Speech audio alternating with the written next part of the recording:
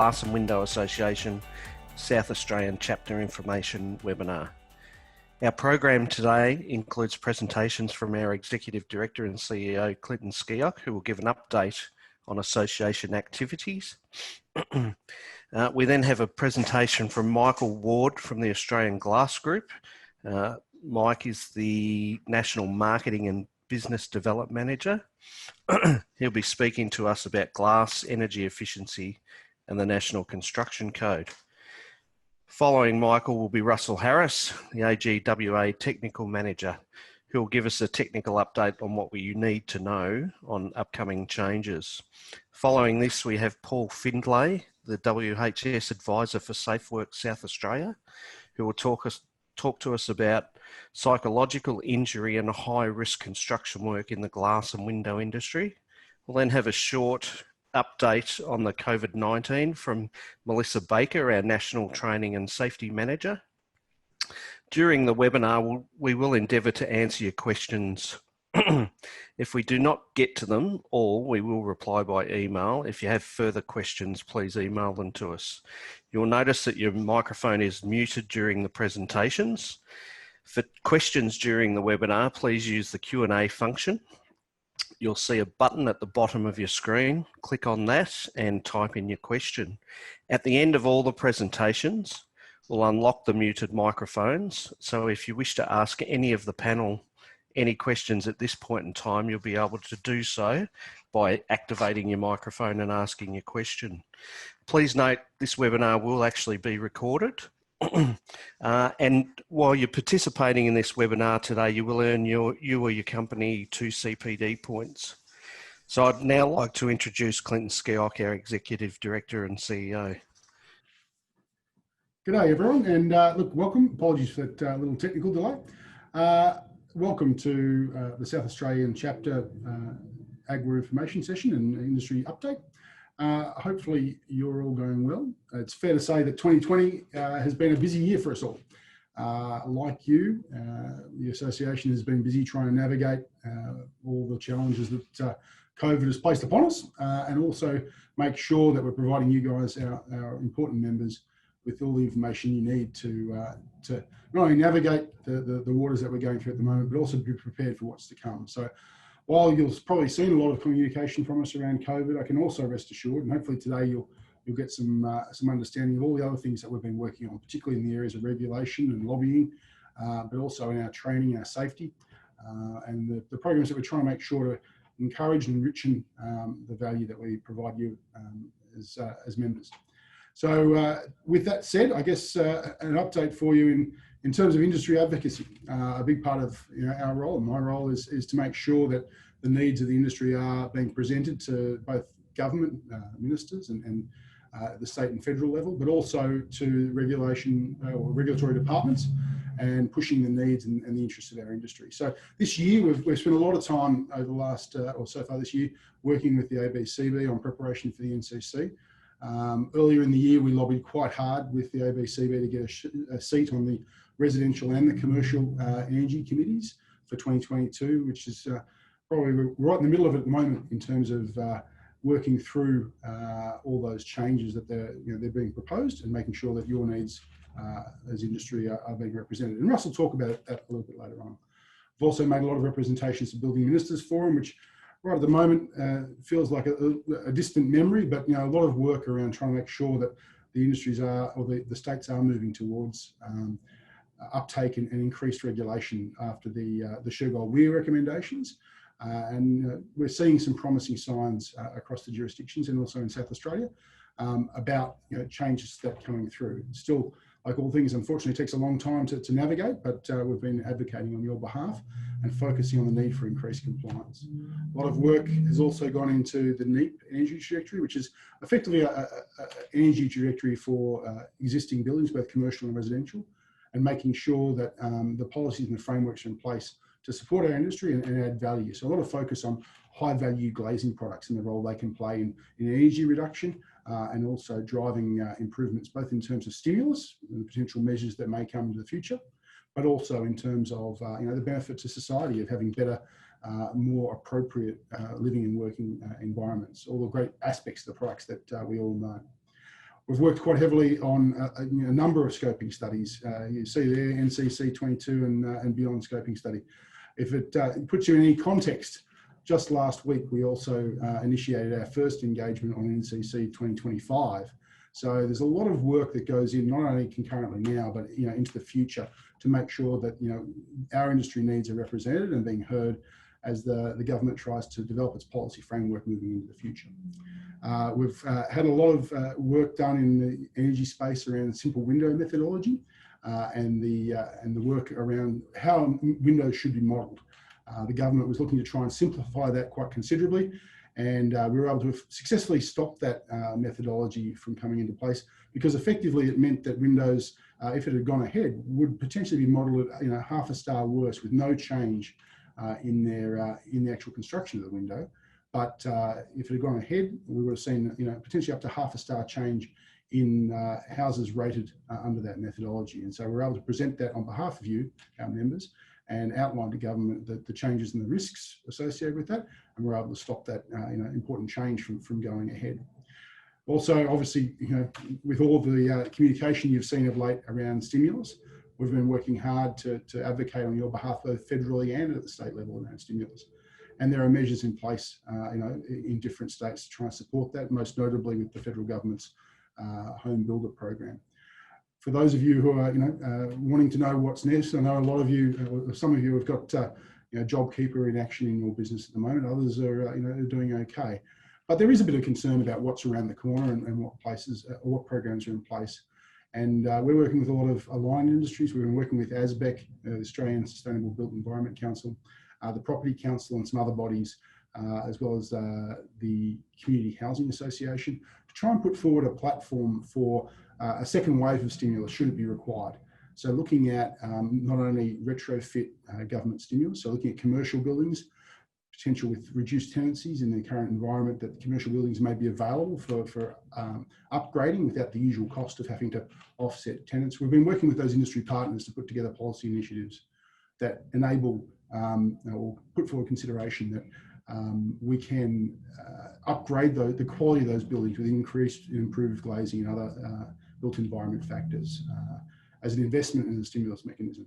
Also working with, as I said, those groups and community housing to put forward a proposal that says, look, there's a huge body of social housing, both in terms of the already built market and also the market need, and that it is a human need to have a safe and appropriately comfortable home.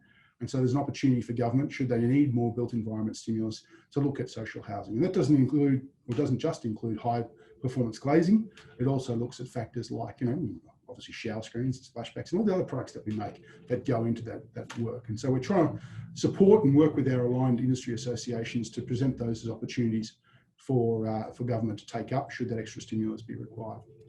In terms of engagement, we've been working with or writing with Stephen Knoll, the South Australian Planning Minister, to present those opportunities and outlining specifically the energy benefits that can come from specifying those products, not only in government projects like schools and hospitals, but also in that built environment that we've outlined. So more work is ongoing. It's something that the ball doesn't get dropped, and it is a busy time. There are lots of trying to get the ear and the eye of government and get cut through. it is a tough time. They're focusing on a lot of different agendas at the moment, and a lot of calls for engagement, which is why we are working to partner with aligned associations to present that. At a federal level, we're also have been working with other associations to present a framework to government around increased regulation enforcement and the need to provide a level playing field for many of our members. So often we hear stories about inappropriate products or inappropriate solutions, and so trying to advocate that they need to increase the regulation or the enforcement at this point in time to make sure that wherever possible, non-conforming products aren't in the mix and aren't degrading the built environment stock that we have available. Also working with the federal government around their border controls to make sure compliant products are picked up at the non-compliant products are picked up at the border and don't have the opportunity to get into our supply chain. So I guess a multi-leveled approach. It is a complex issue and it is constantly evolving, but wherever possible, we're advocating on your behalf on specific glass and window issues, but also looking to partner with associations to get more cut through. And if you've got any questions about that, I'm more than happy to take questions afterwards, but it gives you an outline of the lot of work that we've been working through. And Russ certainly will update you from a technical perspective later on. This year has also seen us launch our accredited company program. For those of you who are aware, both associations, both AGWA and AGWA in the past had an accredited company program, and we've really merged those two together to create the new Glass and Window Association accredited company program. This year it is rolling out to every glass and glazing member and every window member. Currently we have over close to 500 participating members. By the close of this year, there will be 900 participating companies. That will make us the largest building product compliance program in the Southern Hemisphere. And with it comes a lot of traction and ability to outline the good things our industry is doing to make sure that we're taking regulation or taking the responsibility for compliance on our own bat and looking to seek support from government to, wherever possible, leverage AGWA members and understand that AGWA members are able to present compliant product to the marketplace. And so we see this program as an important part of that. For many of you, this is the first time you've come across the accredited company program, and it may seem daunting, but I'd encourage you, especially in South Australia, to reach out to the likes of Jim's Glass and Hartley Glass, who've gone through the accreditation program. Also, I think Festival Glass has recently completed theirs. It really is quite a simple process. It might seem cumbersome and daunting to start with, but it really is a great way of demonstrating the compliance capability of your business, and also demonstrate to your customers that you've got the support of the broader industry and are able to meet the standards expected of us in this modern environment. The program covers 3 areas. It's compliance, obviously. If you're a window company, 2047. If you're doing glazing, 1288. It also looks at skills and training, so that there's someone in the organisation suitably qualified in either 2047 or 1288, depending on the needs of your business, within the last 3 years. I know a lot of people say that, I know 1288, I live it every day, but the guidance from the board and from the people reviewing, our training committee, was that we need to make sure that we're up to date and constant. And so, whilst it may seem a challenge, it really is just making sure that 1288 knowledge is top of mind, and everyone who's done the course or has looked at it, always pick something up for the first time as to the nuances around a new table they hadn't noticed before, or an insight that they gained from reviewing the standard and learning that way. Importantly also is the addition of the safety pillar. As I've gone around in the 18 months that I've been here, the safety program of some businesses is second to none.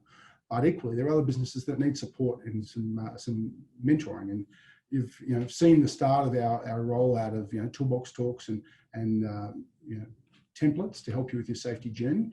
And Mel will probably touch on that later.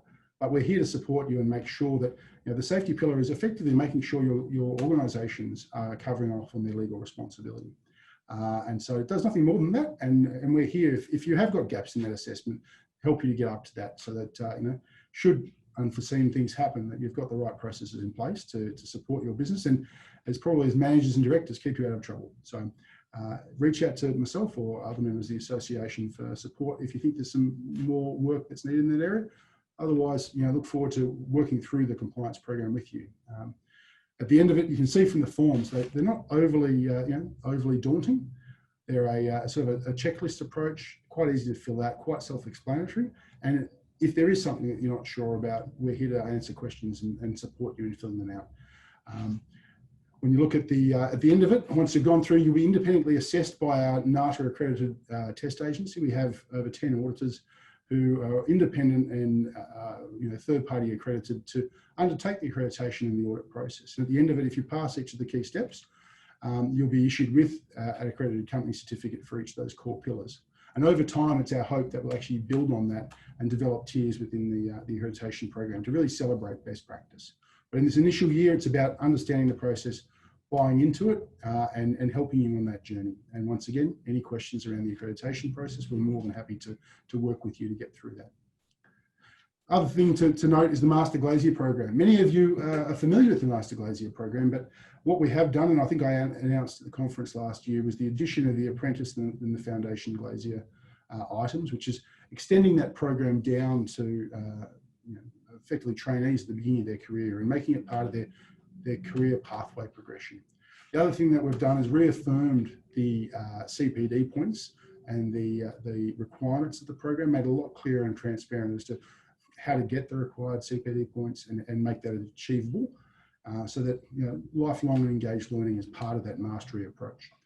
Equally though, we've taken on board some of the feedback around the Master Glazier program and really sought to engage it more with our membership. And so for any company that has now got Master Glaziers in it, or wishes to promote Master Glaziers within their membership or their business, the board has agreed to make the Master Glazier program membership free for any member employees.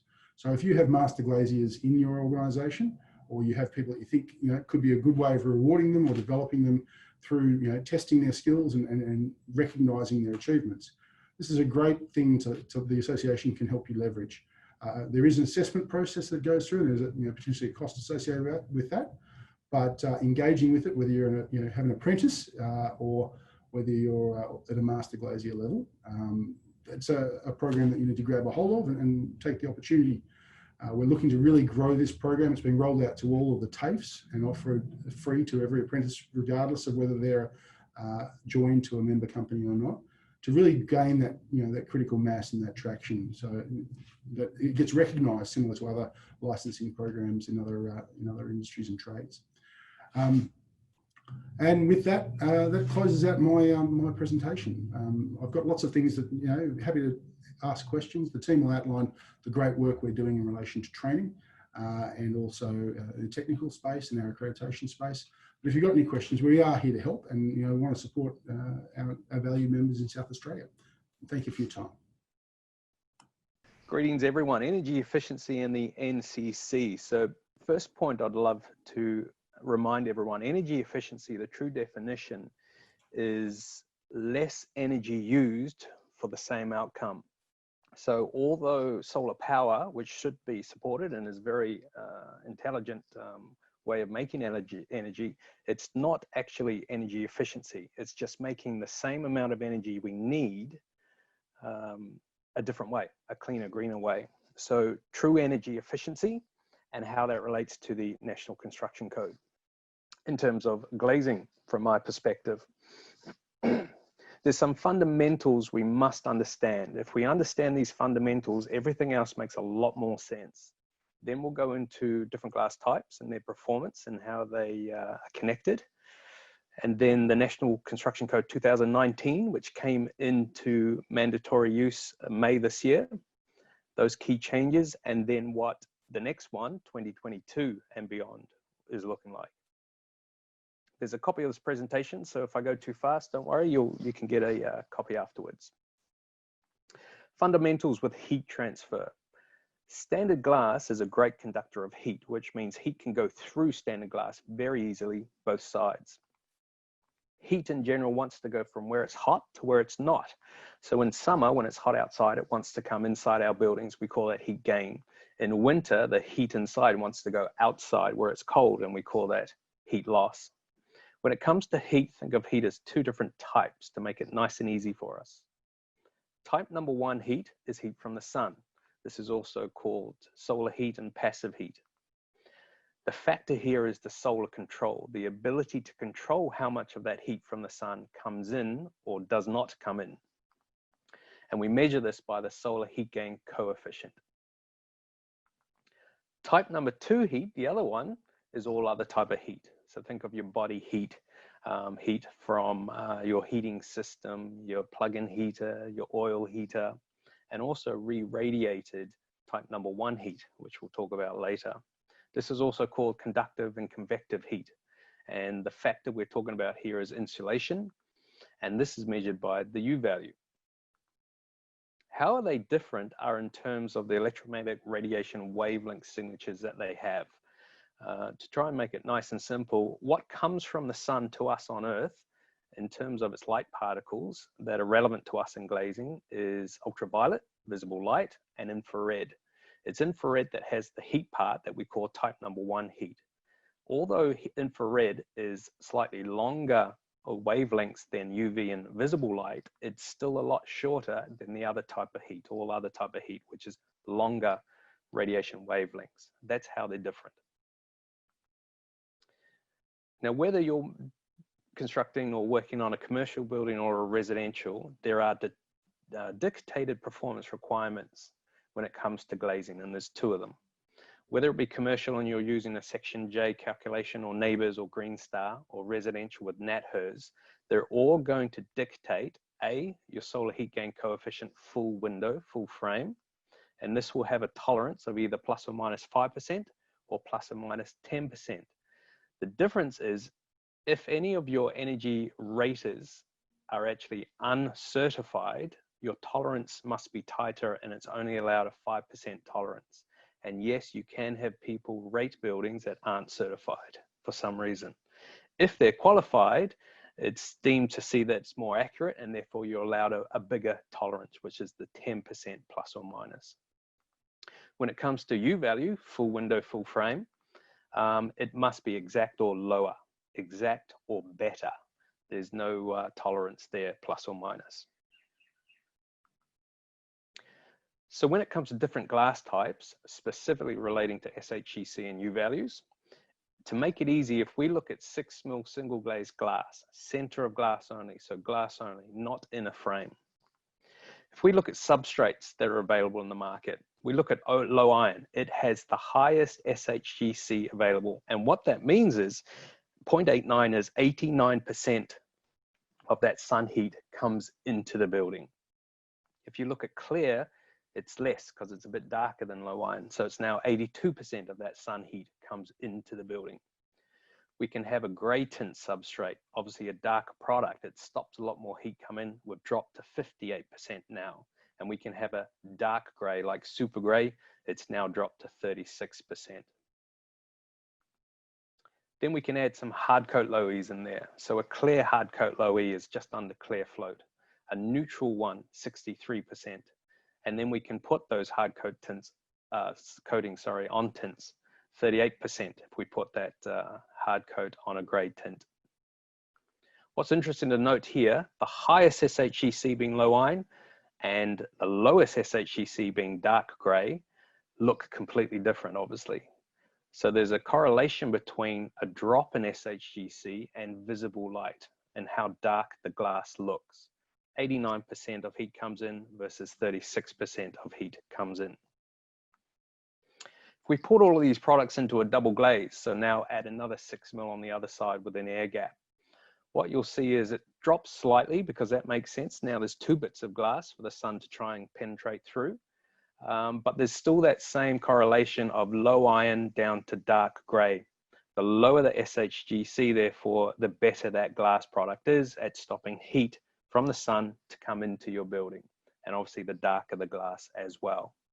Now that we've got double glaze, we can look at the last remaining 2 options, which are soft coats. Soft coat low E's must be protected within a double glaze or IGU unit, therefore they weren't in the single glaze column. But put that clear soft coat into the double glaze mix, we're now 59%, and a neutral one as low as 27%.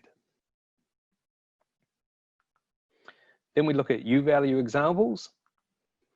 Again, we look at the substrates. Now, whether it's low iron, clear float, the gray tint, or the super gray tint, they have the same U value of 5.8 glass only, which virtually is no insulation whatsoever, basically.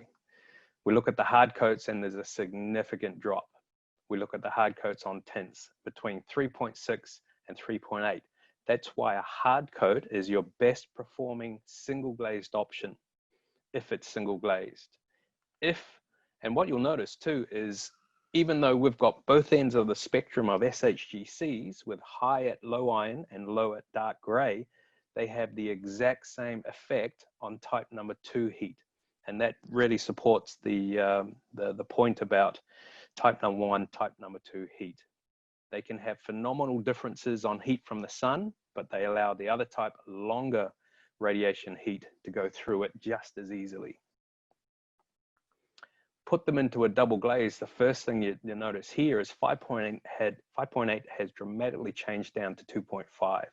And 2.5 is better than any single glazed hard coat. That's the power of a double glazed unit with a sealed air gap. No coatings in here, it just drops it down to 2.5 by having that air gap. Glass is a great conductor of heat, but not dead still trapped air. And that's where the efficiency and insulation U value comes from, a double glaze. put the low E hard coat in a double glaze, and obviously we get even more phenomenal benefit. And again, now we can fill the last spots with a soft coat that must go in an IGU, 1.4 for the clear version, 1.3 for the neutral version. So the lowest possible best performing U values come from a double glaze with a soft coat low E. It's important to note though, what we just talked about was center of glass only data. What's relevant for our world is full frame data. So that glass plus that exact frame, what is my U value? What is my SHGC? Because that's what those assessment tools is requiring, full frame performance data. And the best way by far is certified independent full frame data from WERS, Window Energy Rating Scheme. It's independent, it's audited, it uses international systems and way of calculations, and it is nicely displayed on their website. The best way for confirmed compliance through a deemed DTS solution. Then we get on to the National Construction Code 2019 that happened last year, but 12-month grace period ended May this year. Key changes. So now mandatory, and it focused on changes purely in volume 1, which is the construction's commercial side of the Building Code of Australia. Comes out every 3 years, and what they've done with the main changes that's relevant to us here is instead of separate wall calculations and separate glazing calculations, they've now merged them together as a total facade, wall and glazing put together. And therefore the glazing calculator is now relevant, and the new facade calculator comes into play. At the same time, they've pushed for higher minimum performance requirements. We want better performing glazing in our buildings to help with our national focus on carbon dioxide emission reductions as part of the Paris Agreement, as part of internal government focus leading up to the year 2030. And what this results in the glazing side, glass and frame, is even lower SHGCs and even lower U values. And don't forget, this is regarding commercial buildings. And this is just the first step. Every 3 years, they plan to make more improvements to build us up to those year 2030 goals that we have. Key terminology, wall glazing construction. It means the combination of wall and glazing components comprising the envelope of the building, but it excludes display glazing and opaque non-glazed openings. The envelope not only means the external walls on the perimeter of the building, but also the internal walls between floors and ceilings where they're separated by conditioned spaces and non-conditioned spaces. And it's important to note that display glazing means your typical shop fronts, so they are excluded from these significant improvements. Another key factor that is relevant to these calculations is where this building is going to be. So what's your climate? The 8 main climates that the National Construction Code uses. Up the top, 1, 2, and 3, it's generally a lot hotter climate. So it makes sense we want a lower SHGC number. We want less heat from that strong sun to come into our buildings. And therefore we want a lower visible light as well for that glare factor. And this is where it's interesting. People think a low U value, good insulation is for cold places only. It's not the case. So a low U value has a fantastic benefit in hot climates like the top of our country. If you think of a thermos mug, not only does a thermos mug keep a hot drink hot when it's cold outside, like winter, but it also keeps a cold drink cold when it's hot outside, like summer. It makes your cooling system more efficient if you have a low U value glazing system. On top of that, the difference between type 1 and 2 heaters, on a hot day in that region, you've got daytime SHGC factors of the sun beaming down on everything. Products like concrete, brickwork, tiles, tiling of the roof, they absorb this heat all day long. They're hot to touch. At nighttime, the sun goes down, heat wants to go from where it's hot to where it's not. It now re-radiates as type number 2. It's now changed its radiation signature to the other type of heat. And where does it want to go now? Inside your buildings. So in a hot climate, in a hot summer's day, you've actually got 24 hours round the clock heat trying to come into your buildings. Type number 1 heat from the sun in daytime, type number 2 heat of the re-radiated at nighttime. If you have a low U value glazing system, you're going to stop a lot of that heat at nighttime that's trying to come in while you're sleeping or trying to sleep. Then we have mixed zones. So South Australia is quite interesting. You've got zone 4, 5, and 6 inside South Australia. Mixed zones are more of a balance. It gets hot, it gets cold, nothing extreme. So you want a balance of that SHGC and U value. Possibly a lower visible light, especially on different elevations of your building. And then we get to 6, 7, and 8, which again, 6 is a part of South Australia. 7 and 8, we're getting colder and colder. So here we're actually looking for a higher SHGC. With more months being colder than hot, we actually want heat from the sun to come in to give us that benefit. We want high visible light too, because we don't want to be living in a dark cave. And definitely this is where low U value is extremely important, to keep whatever heat you make inside so it doesn't escape through your glazing. And then the AGWA Association and their technical team have done some great work here to actually test and analyze the new facade calculator of Section J. They've put into the system and analyzed buildings of the same nature by different climate zones. Down the bottom, you've got the 7 main climate zones. They looked at different window to wall ratios. So this is how much glazing there is versus the building. So we've got examples here of a small window at 30% window to wall up to 60% window to wall. And also in the NCC, they start to talk now about mixed use buildings, which is a good idea. So a mixed use building means there's people in there day and night. A daytime only building is like an office block where it's only 9 to 5, which means it's more relevant to the sun being up in daytime. So these are examples of mixed use buildings, day and night, commercial buildings, and this is looking at the U values. Through the calculation analysis that AGWA has done, they can determine the different types of U values that's required relevant to window to wall ratios in the different climates. So if we looked at a 30% window to wall ratio in climate number 4, we're looking at needing a 2.6 full window U value. If we jump to a colder climate, section 5, for some reason it jumps up to 5.6 and then it goes back down to 2.6 at climate 6. So this calculator is not perfect, and in fact this analysis has opened up a lot of concerns of where it's not perfect and where it's not logical.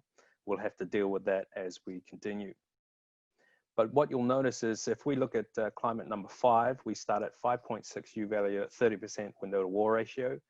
As the windows get bigger, it makes sense that we need higher performing, because windows don't perform as good as a brick wall will.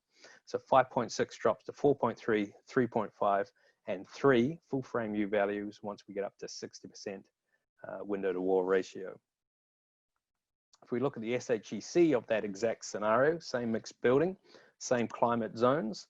If we look at climate zone 5 again, we're looking at a full frame SHGC of 0.35 for 30% window to wall ratio, down to 0.17, 60% window to wall ratio, full frame SHGC.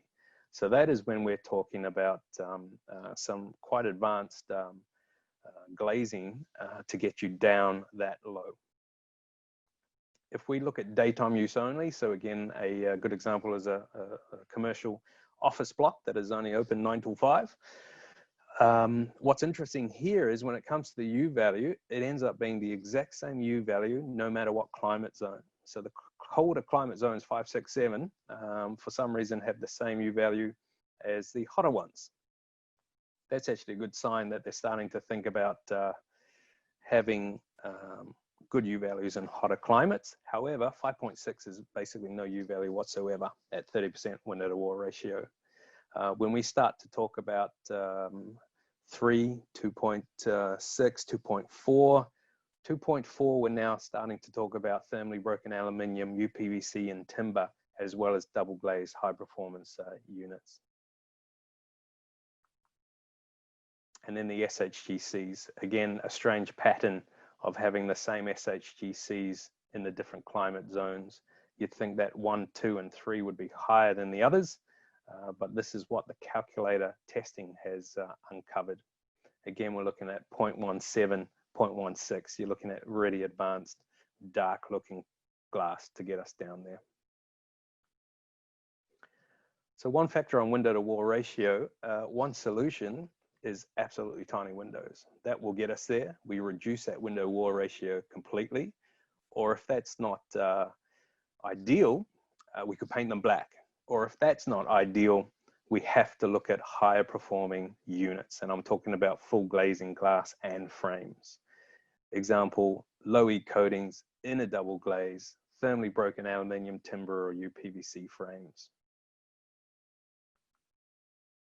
And then we look at NCC 2022 and beyond. So every 3 years, 19 to 22 to 25, etc.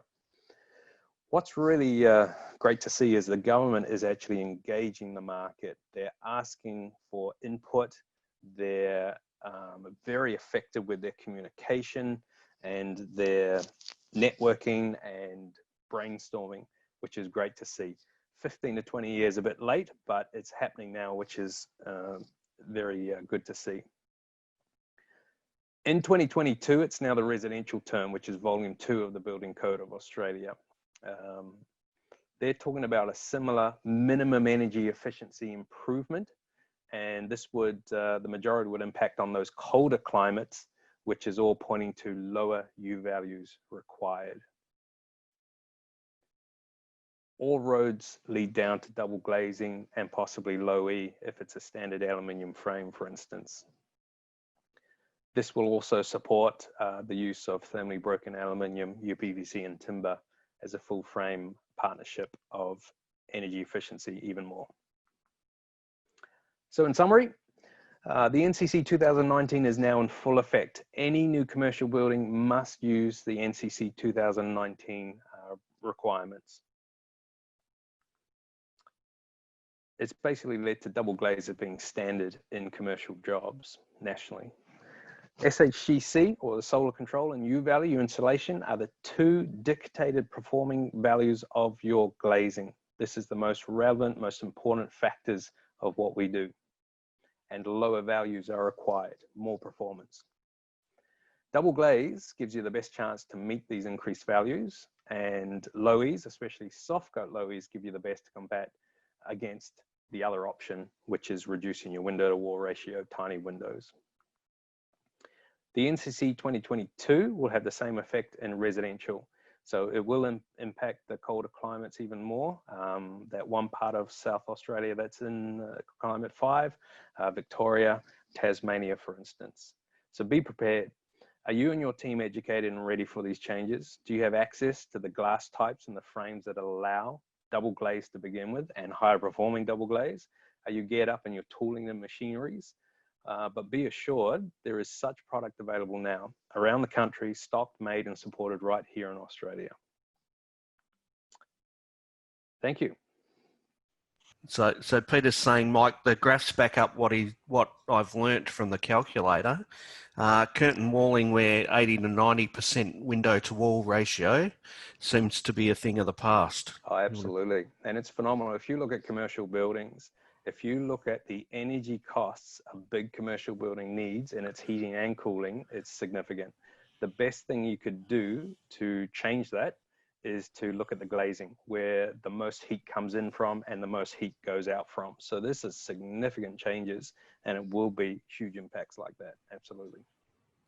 Thank you very much for that, Mike. Mike, also is a very good presentation, mate. Just one thing to add to Mike's presentation there with regard to those the graphs that we've done analysing the outcomes from the facade calculator. They don't take into account the effects of shading, and also it's worth pointing out. So sorry, just to recap that.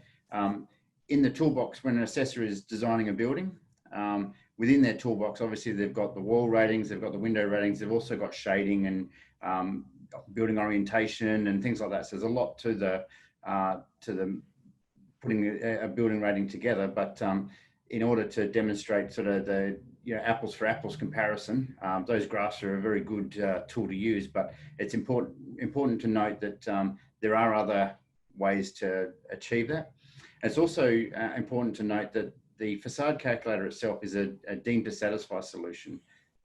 It doesn't exclude, so that's the do-it-yourself type scenario.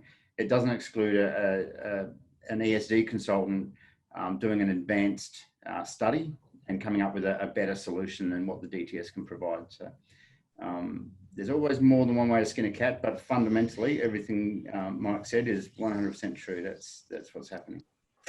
So I'll just share my screen now and jump into my presentation. Hopefully you can all see that now.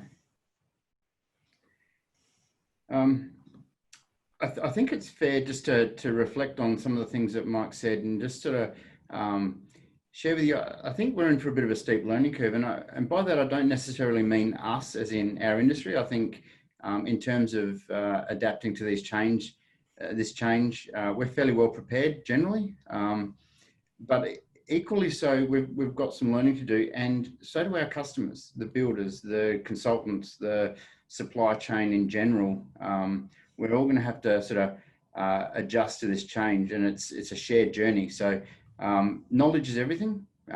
So yeah, I think sessions like this are important, but equally the resources in the association that I'm going to share with you later, feel free to share those with the builders, because it's part of that communication journey where we're all along for the ride.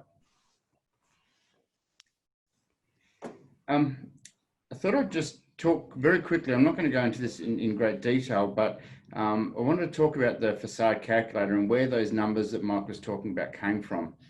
This is it's the facade calculator. It replaces the previous glazing calculator that many of you will be familiar with. And like Mike explained, it takes into account not just the windows, but also the whole envelope in general. So when we're talking about putting a rating together, we're talking about the glazing, the walls, and the shading as a combined system. And we need to get an outcome from the glazing calculator. We need all three of those. Now, obviously, as a supplier industry of only one of those elements, we can only provide part of that equation. So, and like Mike said, where we get that information from is words. So I'll just go through this very, very quickly. But I would like to say, if anyone wants more information on how the facade calculator works, please feel free to contact us. I'm more than happy to work with you or one-on-one for a bit of a training session on how it works. So this is the page where we would be entering in our glazing information. It doesn't look that dissimilar in terms of the information that we're providing as to the old glazing calculator. We're putting in a window ID, the type of operator system, the glazing, and we're entering over here to the right our total system U value and solar heat gain directly from the WERS database. The wall section is probably going to look a little bit unfamiliar because it's brand new. It's something we've never had to do before, and honestly, I don't think we're going to be doing this in most cases. I think the builders would be completing this page, or an ESD consultant.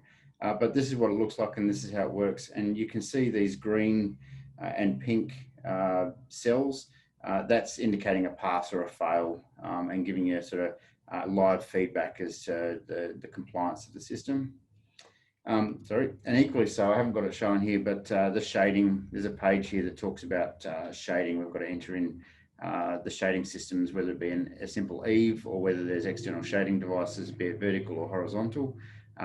All those parameters get entered in as well. So you can see this facade calculator and the way that the NCC's transitioned from standalone elemental type approach, where we're looking at walls and windows separately. Now it's how the whole system works together. If you're so inclined, this guide is available on the ABCB website. It goes through the energy efficiency provisions in volume 1 in detail with worked examples. It is actually, if you're if you're into that in a big way, which I know many of you are, it is actually worth the read, particularly the worked examples. It's worth going through them and getting an understanding of where your customers are coming from, starting to talk the same language and getting a feel for their perspective and the type of information and products they're going to be looking for. So that's available, and I'd encourage you to have a bit of a read. And if you do have any questions, we're here to help. If there's any, opportunity for us to help you understand any complex terms or something you're not quite sure of, or even feedback on what's working, what's not working, because that allows us, that informs our presentations and our feedback back to the Australian Building Code Board. So very interested to hear your opinions and your perspectives on what you're experiencing out in the marketplace over the next couple of years. So that pretty much covers off the energy stuff. I know that's been a bit of hard yakka, but it is the hot topic at the moment. But there's also a few other changes that have been coming through in 2019 that I just want to go through in a little bit of detail. And the first one, and possibly the biggest impact, is installation and the weatherproofing of openings.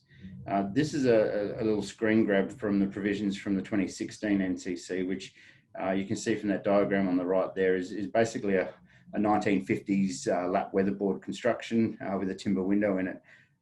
They haven't updated that drawing in 50 years, I don't think. But and you also note that the provisions were all openings must be adequately flashed. This is the provisions, this is the performance outcomes required from the NCC, and to use a word like adequately is not very specific. So, clearly our experience has been that that needs to be improved, and I'm quite pleased that the NCC, also the Australian Building Code Board, have listened to us. They have responded to the feedback we've been giving them over many years. And in 2019, they have introduced improved measures or improved provisions for the flashing around windows. It's been our collective experience that we operate under AS 2047, which prescribes all of the requirements for a window, yet what happens around that window is unregulated effectively. So it's good to see some provisions put in place.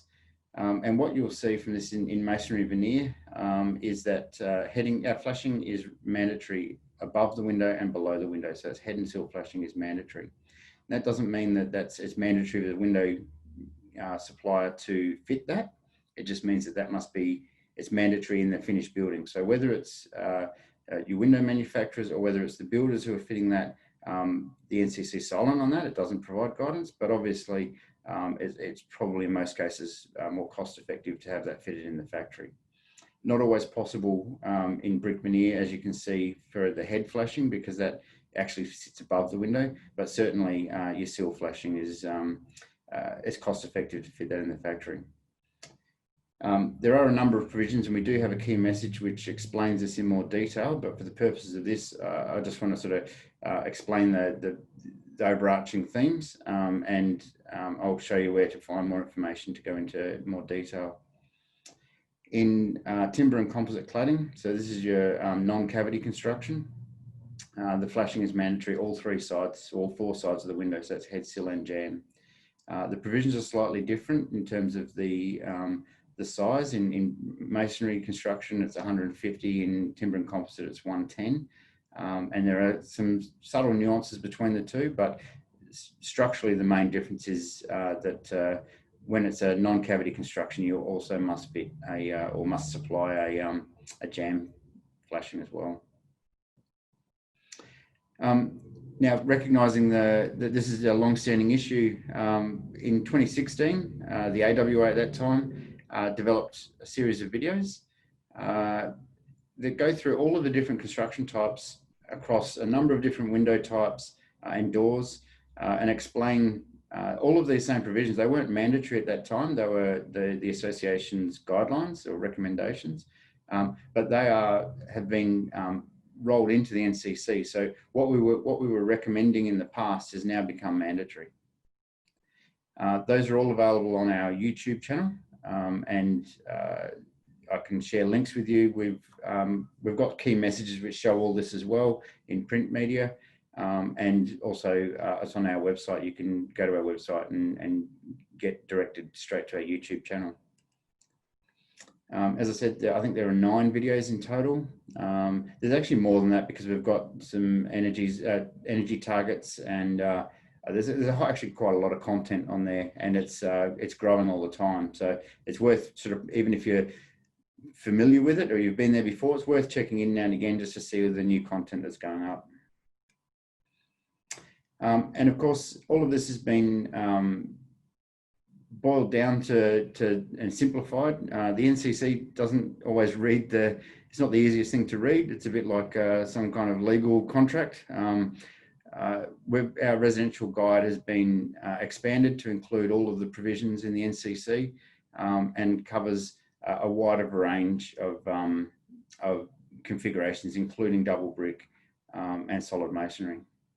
And that's again available on our website for you to get hold of. And also feel free to share that with your builders. I mean, it's in everyone's collective best interest to share information and to get on the same page. So that's available free of charge. The other thing that's happened in the last sort of 12 months or so, AS 3959 was republished in late 2018. So early 2019, our guide was published for AS 3959. There's not a great deal of change between the previous version and the current version of the standard. There are some changes, particularly around screens and fixings of screens, and also some correction of errors that were in the previous version. So it's worth sort of updating yourself if you're not familiar with the standard or you haven't used it for a while. Grab hold of our guide. The guide is very sort of easy to use. It's plain language. It steps it out in sort of bullet point form and says exactly what you have to do. It also contains quick reference tables in the back where you can have a look at what's the difference in the windows between bow 19 and 29, for example, even up to bow 40 and flame zone. It outlines all of the requirements and shows you how the requirements go up as you go up in bow. And again, we're constantly updating our technical information and publishing it to the website. This is a selection of the publications in the last 12 months or so since we last time we met in face-to-face then, this time digitally now because of COVID. But you can see here the key message we have on the 2019 flashing requirements into the NCC. We've also developed one on window condensation. Section J, there's quite a large detailed key message on Section J. Safety glass labelling, and also splashbacks. And even since developing this slide, there's a couple more up there as well. So it really, I can't say it enough, there's always new content going up on the website. We're constantly working in the background, developing new content. So it's always worth just popping in every now and again and having a look at the key messages that are out there. A lot of people bookmark the key message page in their website and their web page. And a lot of people I know, and particularly in estimating functions, print these out and keep them in a little folder as a cheat sheet guide next to their computer. So when they're developing an estimate or quoting on a job, if they've got a question, they've got those guides handy to answer any questions they might have. And if there is any question you ever have that's not in any of these guides, please pick up the phone, let me know. If it's a once-off question, I'm more than happy to answer it as a once-off. But if part of the benefit of ringing us up is if we get that same question 4 or 5 times, well, obviously there's a need for a key message, and that helps us develop more content. So that's, I guess, wraps up the major changes. I want to skip through this fairly quickly, but I want to just leave you with a bit of an understanding of what's coming into the future, so what's coming down the pipeline. And I'm going to just skip through some of these topics here. So the first thing I think it's important to know is AS 1288 is currently being revised. In fact, we had the final progress meeting for that standard this morning. It's progressing very well. And it's expected to go to public comment within the next couple of months. It's the next phase it'll go into editing, and when editing is complete, it'll be out for public comment well before the end of the year. The main focus of the changes is limited to the two sections, section 6 and 7. So that would be sloped overhead glazing and balustrades. There are no changes elsewhere in the document other than for clauses which reference section 6 or 7. So for example, section 1, mostly definitions and things like that. Some of those have changed, but fundamentally all of the technical changes are happening in sloped overhead glazing and balustrades. I won't go into what they are to tie up the meeting, but I'm more than happy to take questions offline as to what's happening there. And I guess it's worth just skipping through why, particularly in the balustrade section, why this is important. We see a lot of these sort of designs, balustrade designs, and people we quite often see certifiers accepting them based on certificates which say they're compliant with 1288. And I'm just looking through a few designs here, and there's actually not one balustrade in all of these that I've shown that is actually compliant with 1288, yet all of them were certified as being compliant. And the reason they're not compliant with 1288 is this type of spigot or standoff type design, they're not covered in 1288. There are no DTS provisions for those balustrade designs. So the glass might be grade A safety glass.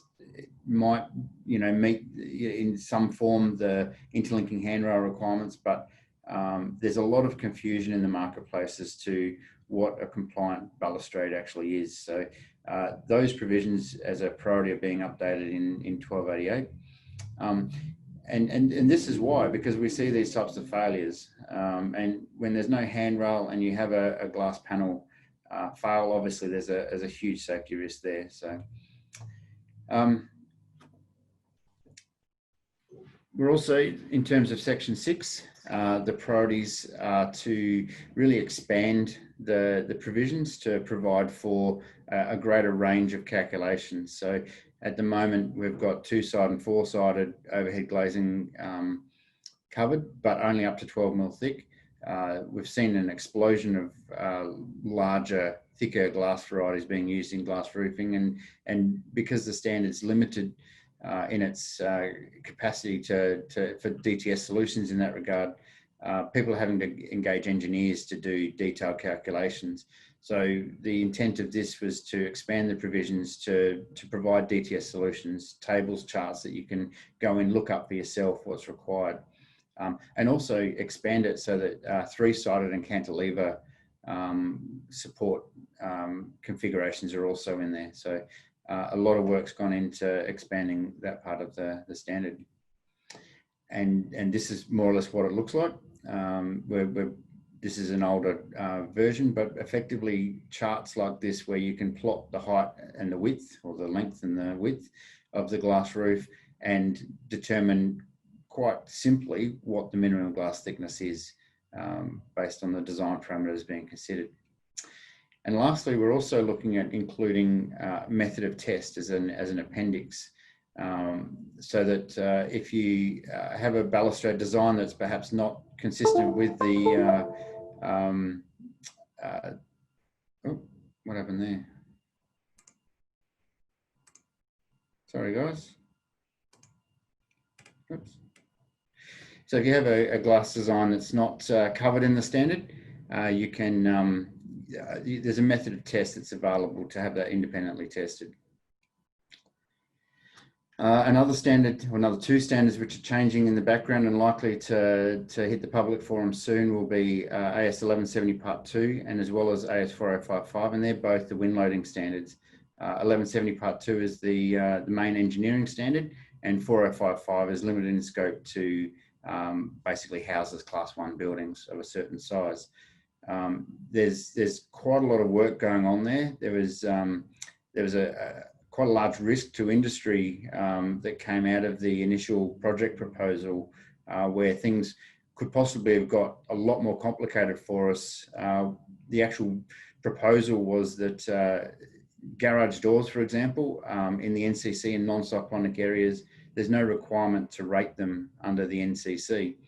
So what the Standards Committee were intending to do was to put in place a situation where if the garage door wasn't rated, the windows would have to go up a rating. So if the building was N2 and the garage door hadn't been rated, the windows would have to therefore perform to N3, which is kind of a bit of a difficult situation to be in, because as a window supplier, how are we to know whether the garage door has been rated or not? So, we've put forward those views and presented that to the Standards Committee.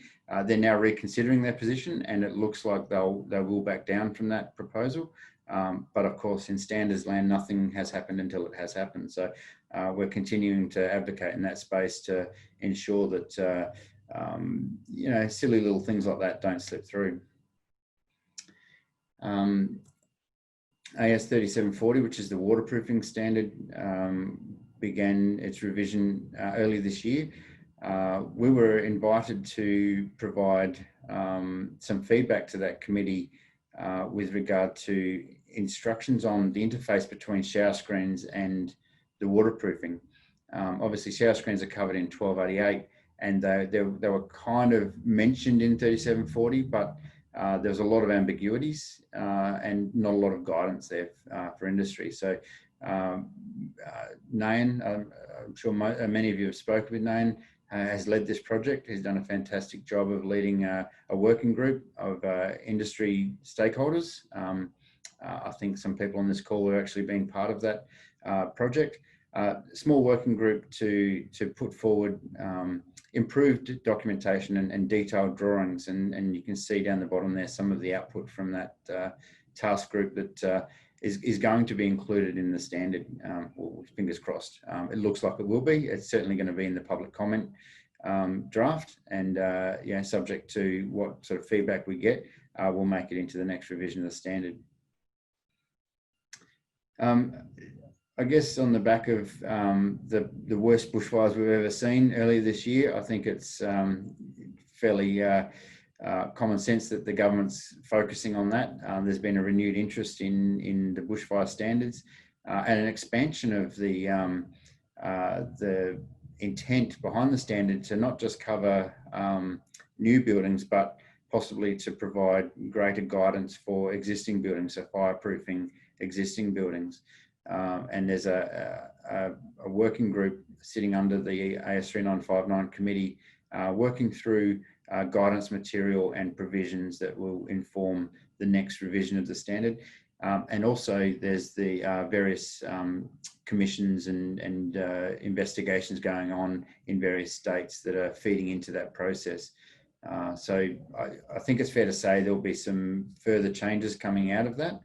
What they are at this stage is a bit hard to say, but certainly the feedback we've got early on, which is going to be reasonably accurate, indicates that windows actually perform quite well. The current provisions in the standards are quite robust, and windows weren't seen to be an issue. So fingers crossed we won't see too many changes coming out of that, but we'll continue to be part of that conversation and keep you up to date as changes occur. We've also got an amendment to AS 4666, which was published in 2018, but we've seen a bit of a lag in industry uptake with the testing, and we've been working very hard with AGWA and the working groups, the technical committees, to propagate that message to improve understanding and access to information about testing of insulated glazing units. If we go back not too long ago when IGUs were 5% of the market and we had a 5% failure rate, well, no one really got too upset about that because it was only happening now and again. Now we're hitting 70s and 80% uptake in double glazed units in Victoria and Tasmania. If we've got a failure rate, that's quite substantial and could be very damaging to industry. And we're also, prone to, there's a high degree of imports coming into the country that may not be subject to the same degree of testing. So there really is a challenge put forward to the association or by the association to focus on compliance in your IGUs. And one of the responses we've put to that has been to improve information. So we've got a key message out there, and we're actually in the process of updating that or upgrading it and also developing a secondary one which focuses on purely on the testing requirements. And as a third arm to that, we also have introduced the requirements into our accreditation program. So our auditors, when they go out and do an audit on Windows now, are looking for certification for the IGUs, that the IGU system has been tested and has been installed correctly. So there's certainly an elevated awareness and focus on IGUs going forward in response to the increases in the standards and the NCC. As I said, our IGU key message is being revamped and a secondary one developed, which is going to focus on what the testing requirements are and explain where those requirements come from and why they're important. So that's hopefully going to be published very shortly, within the next month, I'm hopeful. And it's going through the consultation process with our technical committees now to make sure our T's are crossed and our I's are dotted, and we've got it all as it should be. The National Energy Productivity Plan and NCC 2022, behind the scenes, there's been a lot of work going on around establishing a level playing field. We've been in this sort of bubble for quite some time where WERS has been the only the only method available, has been the dominant methodology. We are starting to see alternative methods coming into the market, and that's in line with imported products, international standards being used, overseas European standards, for example, being used to certify products. And there is a definite gap in the regulation in the NCC that it actually doesn't prohibit a European standard being used. Now, part of the problem there is that if you measure the exact same window under Australian conditions and European conditions, obviously you're talking about very different environmental conditions, different temperatures, and also the methods of assessment of U value and solar heat gain differ from country to country. So they're not actually the same thing. Even though they're called a U value and solar heat gain, they're measured differently in Europe as they are to here, for example. And that means effectively a European window might be exactly the same window that we're selling here. If it's measured under the European system, actually has a little bit of an advantage, nominally about half a U value. So, and that can be significant. That could be the difference between getting the job or not. So there's a gap there. It's not quite as level as we'd like that playing field to be. And in response to that and a number of other issues, we began work last year on a white paper and putting forward a future-proof plan for industry to develop better tools within our industry, but also to advocate to the Australian Building Code Board and government for better regulation and more consistent regulation. So we have a project proposal before Standards Australia for ISO 15099, which I'm going to talk about in a minute. But I spoke about the difference between European values and Australian values. These are just some of the differences. The size of the product, the climate conditions, how the edge of glass is accounted for, and the solar heat factor for the window all differ. So pretty much every variable used in the calculation of a window's performance is different between one country and another. So they're not apples for apples, they're not comparable. And that's not well understood by the regulators, or wasn't until recently. So we've met with the Australian Building Code Board, we've met with the AFRC, we've met with the NatHERS administrator, we've met with just about everybody we can think of and talked this through. And collectively we've come up with the solution, which is to develop an Australian standard which meets the needs of Australia. Rather than relying on a host of different international standards, let's develop one that maintains a consistent approach for all windows sold in Australia. And effectively, what that looks like is using the same standard that the WERS system or the AFRC system is based on, ISO 15099, and supplementing that with a local Australian standard which provides or mandates the provisions for these variables like climate conditions and window size and things like that. The other benefit of this standard is it provides us with an algorithm that allows us to extrapolate size. So it allows us to model windows at different sizes to get project-specific U values and solar heat gains. So the rules are there. We've just got to implement them and make sure they're applied consistently. As Mike spoke about before, you know, we've got this sort of trajectory that the government's working on in response to the Paris Agreement and the Kyoto protocols and things like that. And there's a number of reports that have been published over the last sort of 12 months and continue to be developed in terms of scoping studies, white papers, things like that, which are about that consultation with industry that Mike was talking about. Like he said, it's a bit late. They should, in a perfect world, they would have been doing that for the last 20 years, but it is very encouraging to see that the government are seeking industry's feedback, and we're very grateful for the opportunity to be able to represent industry and provide that feedback to the ABCB. And you know, I think it's worth mentioning that we actually have a seat on the working groups, both commercial and residential, for NCC 2022.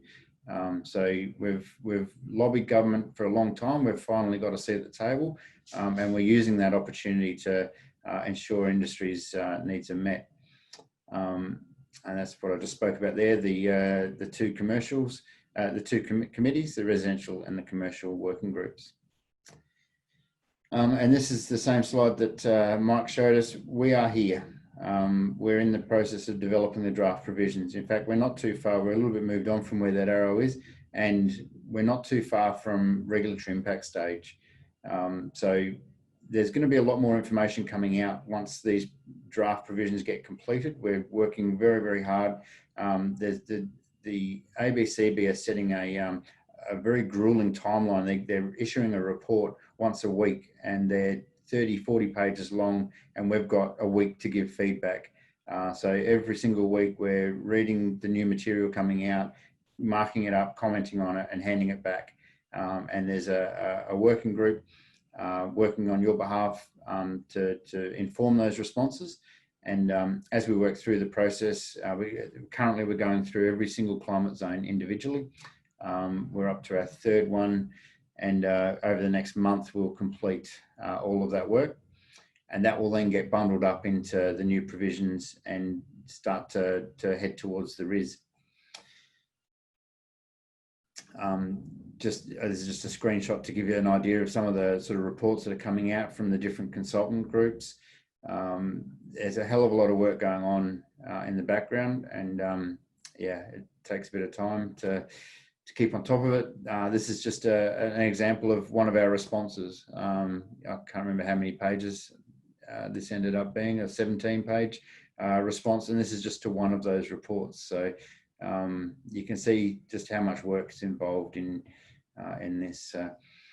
So that brings me to the end of my presentation. I'm not sure if anyone's had any questions along the way, but if I think we've got some question time at the end, or if anyone wants to present, type in a question now quickly, I could possibly take it, or we could save it to the end. So thank you very much, Russell.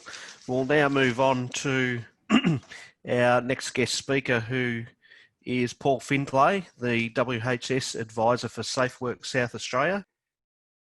So I want to talk today about two areas that are sometimes not well understood, and this doesn't apply to your industry in particular, but is across all industries. The first one is talking about psychological injury and the role that the environment of the business plays in creating a situation or an environment for things like bullying to take place. And secondly, SafeWork SA are on a campaign to get people up to speed with what a high-risk construction work SafeWork method statement is, and how that may apply to your industry, particularly when you're working at heights. So we'll start with psychological injury. Okay. So, I mean, I don't have to tell you how to do your job. You most of the hazards that are well known and controlled, but we're trying to just get people thinking about these other two things that are perhaps not as well understood. So psychological injuries and high-risk construction work. So just excuse me there for a second. Okay.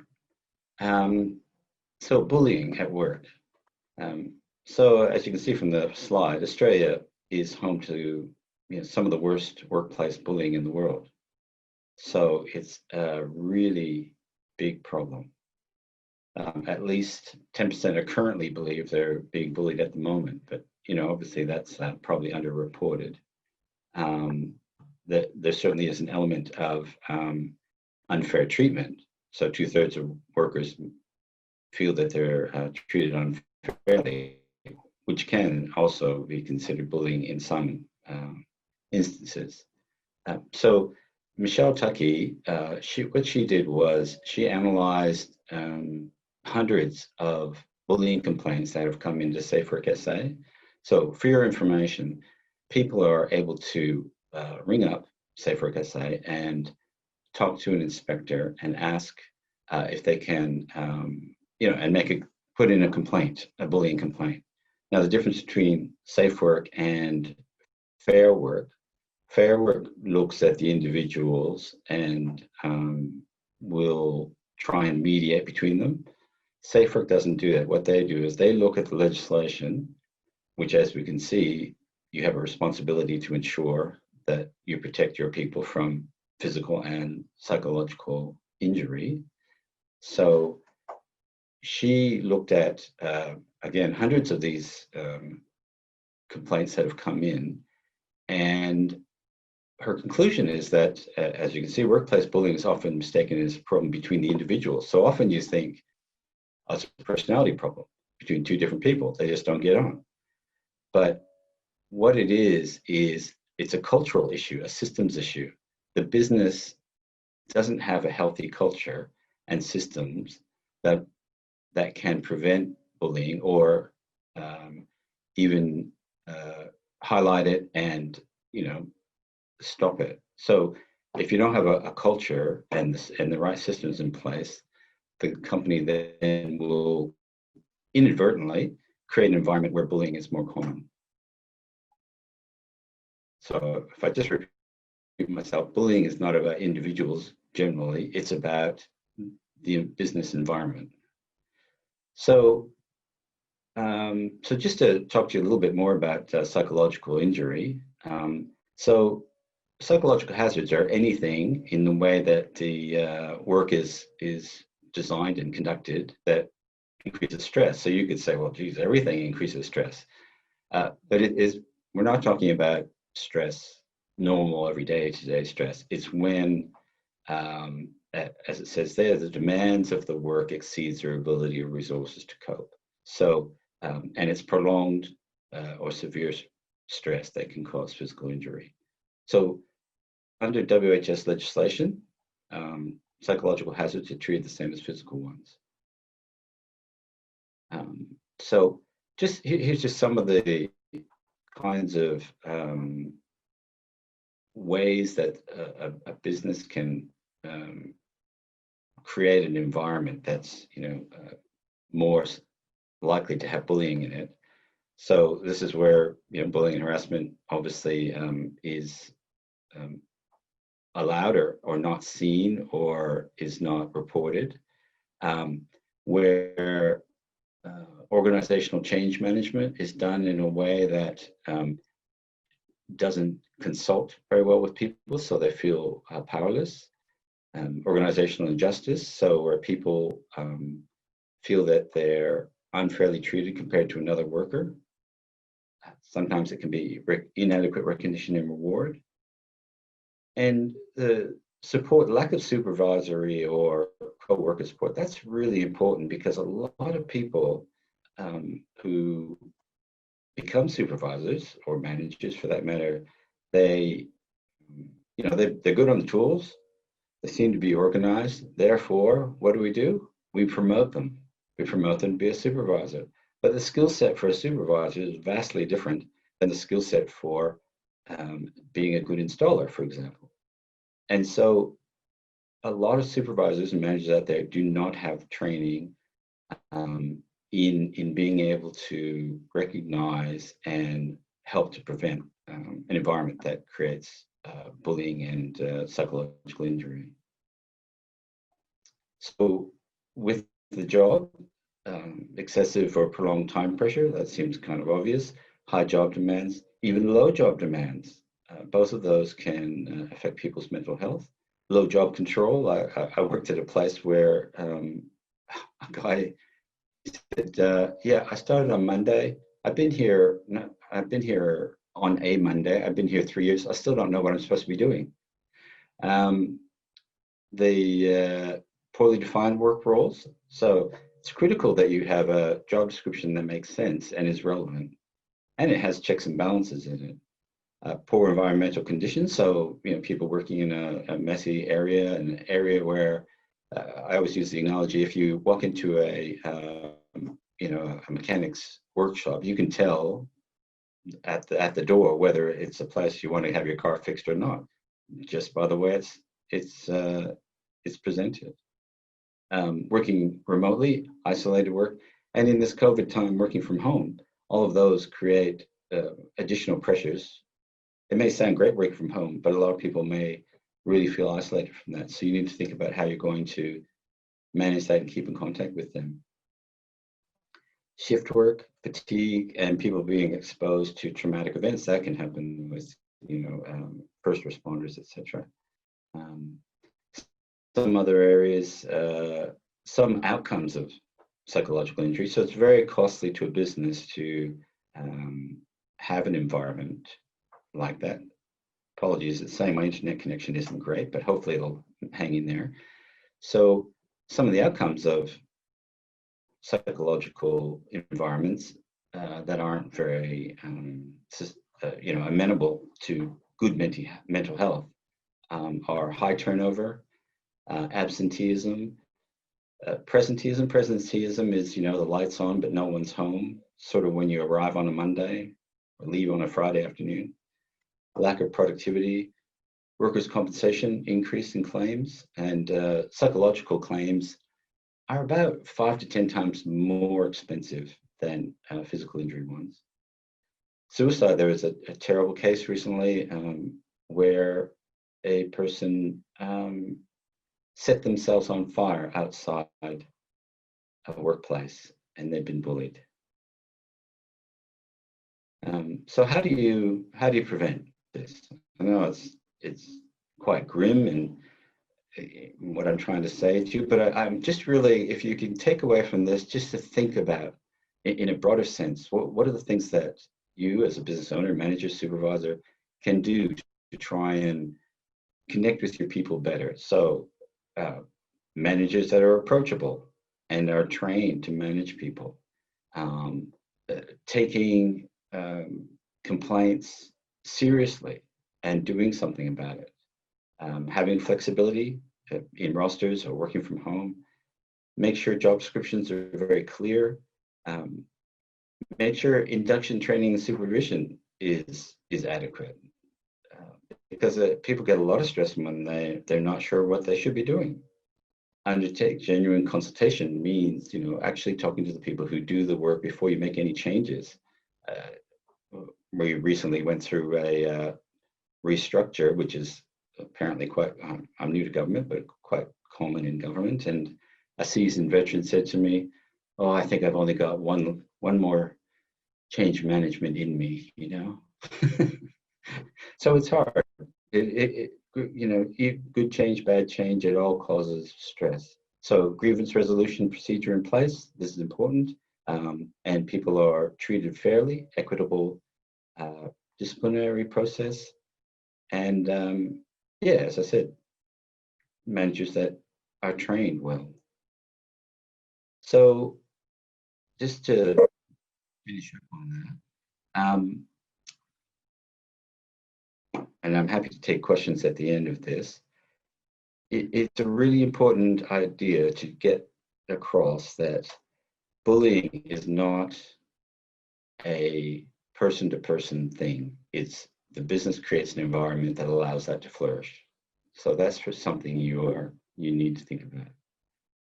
Now, I just want to talk about high-risk construction work. If we were in a meeting, face-to-face, I'd ask you all, do you know what I'm talking about?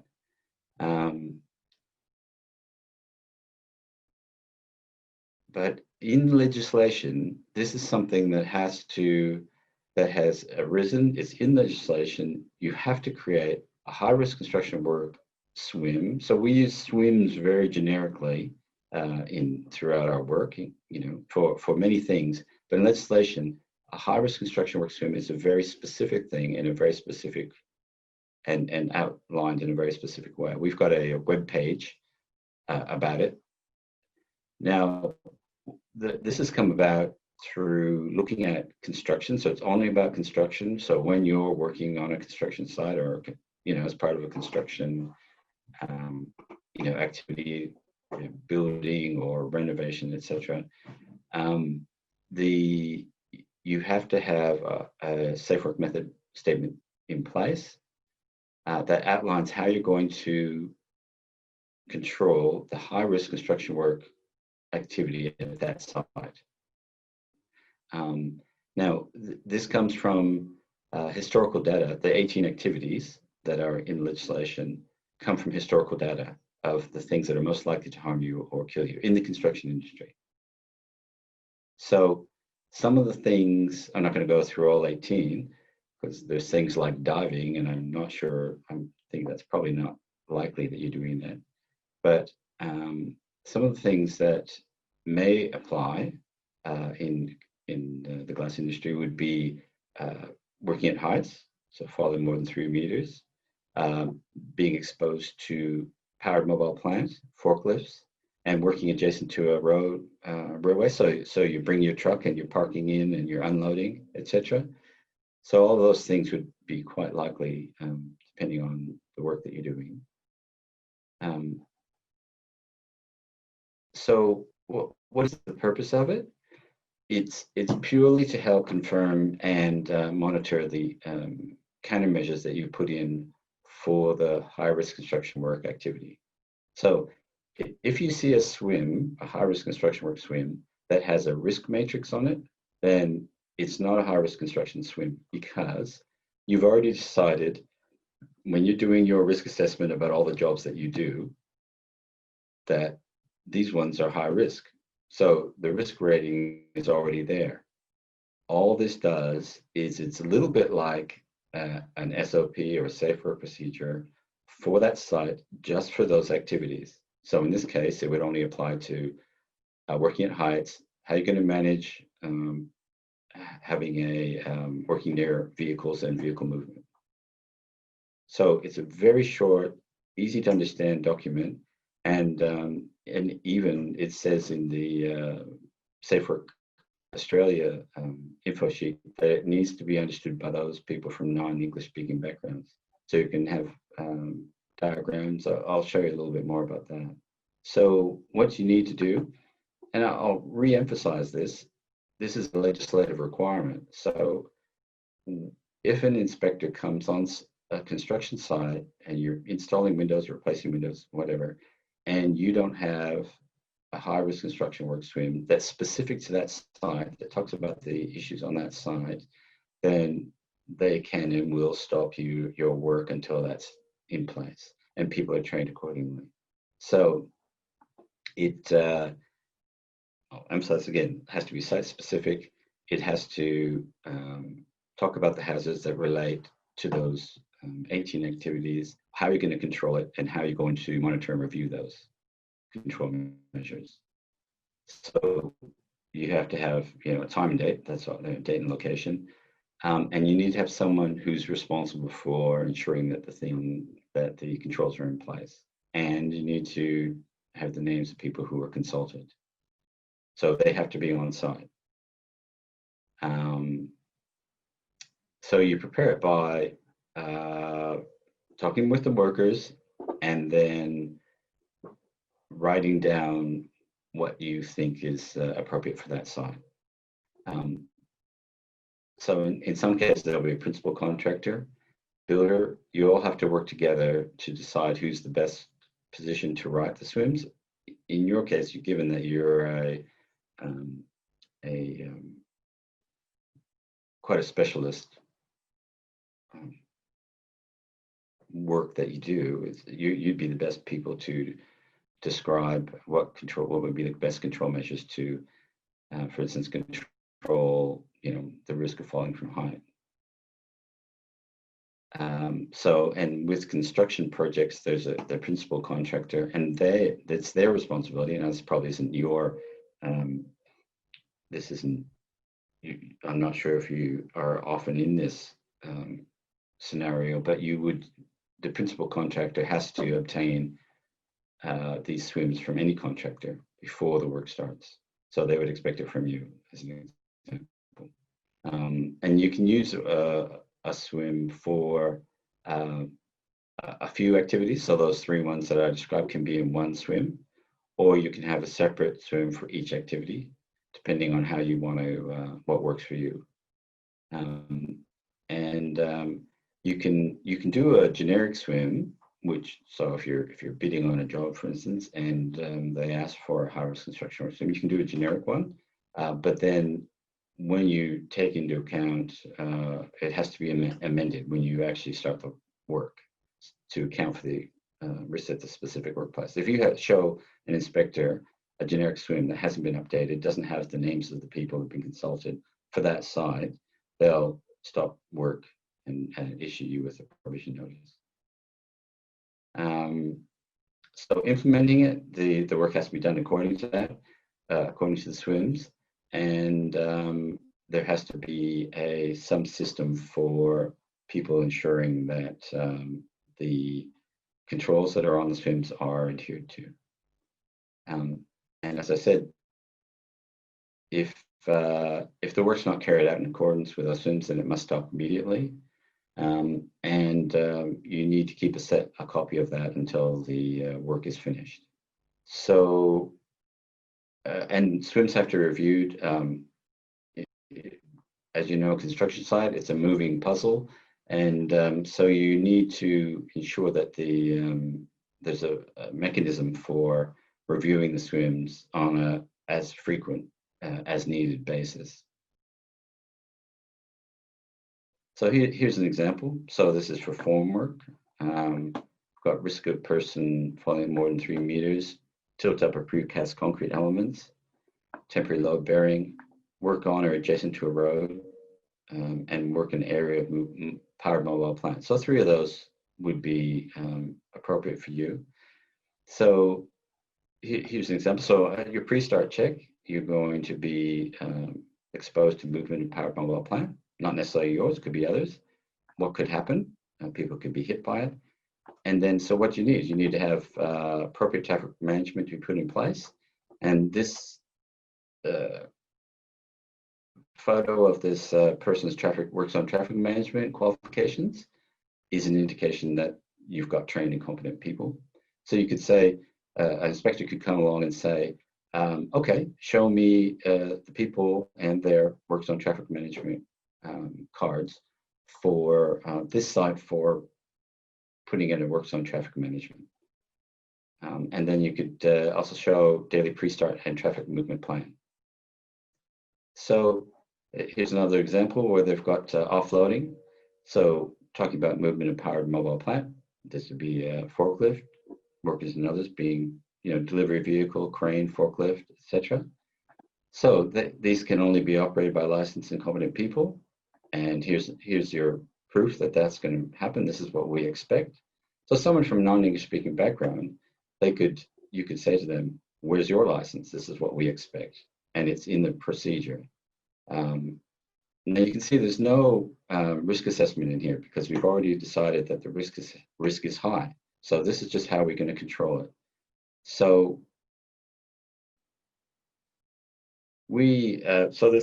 there may be a fair few questions. I go out to business, so I work in the education arm of SafeWork SA, and I can come out to your business for free and look at policies and procedures, and your swims in particular to help you get up to speed if you think this is an area that you need some help with, or any other areas. I'll happily come out and have a look at your workshop, and I can give you advice on things that you can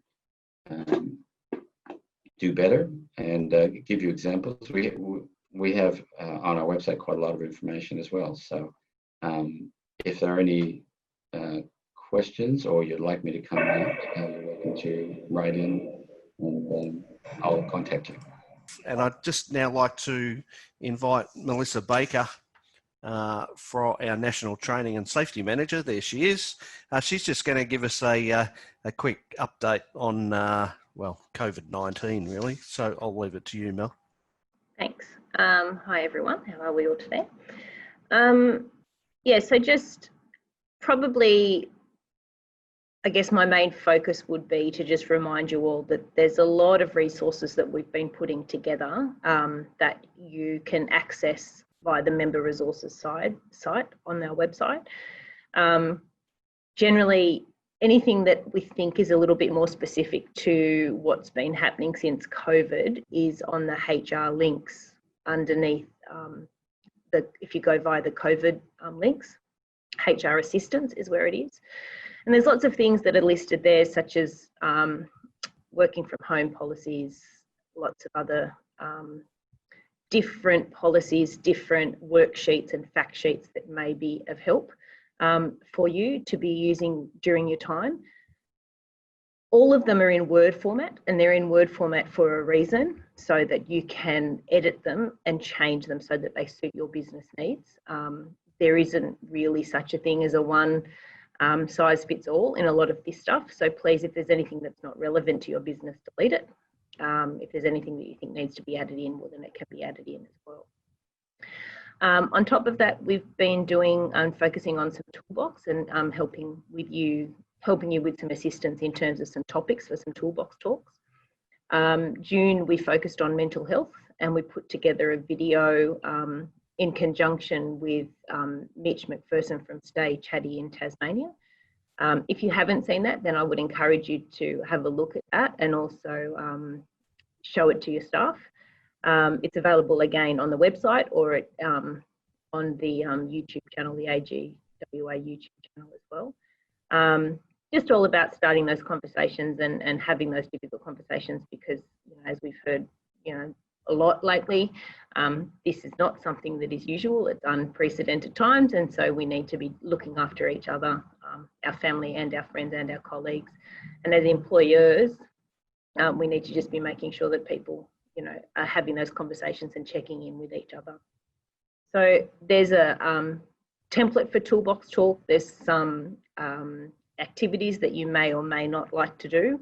There's also the recording of the webinar that we did at the end of last month that may give you some tips as well on how to sort of introduce those difficult conversations within the workplace. But as a minimum, I would suggest you look at the video, because we've put a lot of time and effort into it, and we're really proud of what we've come up with. In terms of other safety things, again, on our website, through our safety resources, we've listed many of the documents that are required for you to pass the audit on the safety pillar, and there's actually links to those documents now, again in Word form. So when you get your audit checklist, if there's anything that you don't have from within your organisation, then generally you can actually just go straight to the website, find that document, download it, and again amend it and change it to suit your business needs.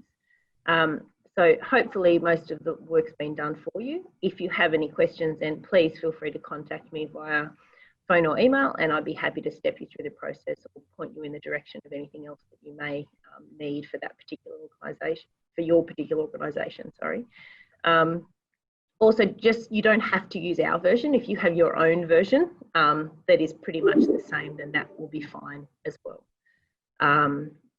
So just to help you out, we're not, you know, just throwing out this big long list of things that you need to do within your organisation. We've actually got a lot of resources that are ready for you, and we've put a lot of work into trying to make it as easy as possible for you as well on this safety journey. And the other thing probably, which I have noted on my most recent member update, is really try and keep in touch with the SafeWork Australia website, because they're really doing a great job in putting together lots of templates and things specific to different industries to help us again during the COVID situations, and a lot of the changes to just your basic day-to-day operations in terms of increasing hygiene, cleanliness and social distancing and all those sorts of things. So if you don't, it might be somewhere that would be good for you to have a look, because that will actually give you lots of resources as well that now are actually in specific areas such as construction, retail as well, so you can get some different ideas depending on some of the different spaces that you might have within your organisation. So they're probably the main things. If there's any questions, please feel free. I think we're going to be unmuting everybody in a minute, so feel free to ask. But yeah, please just give me a phone call or email me, and I'm happy to help with anything that you need. I have a question. Yes, Paul. I have a question for Melissa. Sure. Is that mental health video widely available, or is it available to people other than AGWA? Yeah, it can be, absolutely. I mean, currently it's just on our YouTube channel, isn't it, Gary? So anyone can access on the YouTube channel, but I can absolutely send you the link. Yes, that'd be great. Thank you. No problem. Questions, guys, about any of the presentations or background around what we're doing in South Australia or the NCC at the national level from the technical presenters? Any feedback as to how we can make these more appropriate and add value to you? Happy to take anything on board. It's Peter Lang. I haven't got a question, but I just wanted to say I thought this was terrific. I think this is a great format. I actually wasn't sure how it would go and how it would be received, and I don't know whether you can see. I can't see how many people are actually tuned in, so I guess you've got that access. But I don't know. So, but it looks like a fantastic format to me, and I think this could well continue after COVID's gone. Absolutely. Rather than doing face to face. It makes it a lot more accessible, and you don't have to leave your office to be able to get out. So certainly something we're going to keep experimenting with and improving. And part of that feedback, Peter, appreciate it. But we want to work out how we can do it better and more effectively. In that case, guys, look, thank you very much. The team here is more than happy to take any questions or feedback offline, and equally answer any questions that you might have after our presentation. Really appreciate your time today to hear what we're doing, and look forward to spending the next couple of months and adding value to your business. So thank you very much, and have a great and safe afternoon. Thanks, guys.